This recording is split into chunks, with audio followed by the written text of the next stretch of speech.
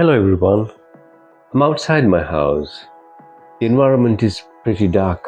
A cool wind is blowing. It's almost 11 at night. Listen again.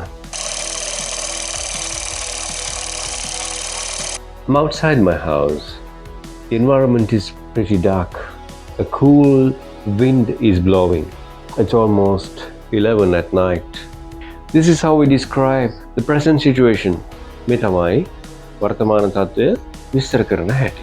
ඔබටත් පුළුවන් අත්හදා බලන්න ඔබ සිටින ස්ථානයේ ඉඳගෙන ඔබ කරන්නේ මොනවද? ඔබ අවට තියෙන්නේ මොනවද? ඔබ අවට තියෙන්නේ මොන වගේ තත්ත්වයක්ද කියලා ඉංග්‍රීසි වලින් කියන්න try කරන්න පුළුවන්. follow කරන්න මේ methods. මෙතනදී කියවුණා almost කියලා වචනයක්. It's almost 11 at night.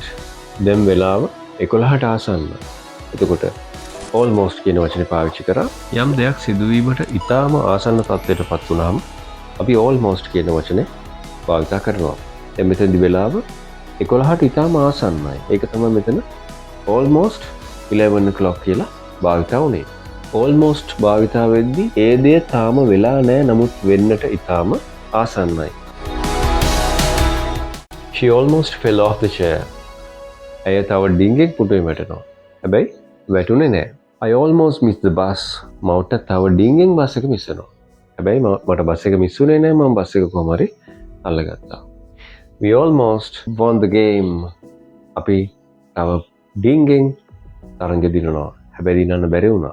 Don't forget to subscribe to my channel. This is U-Turn Real Life English. Thank you so much.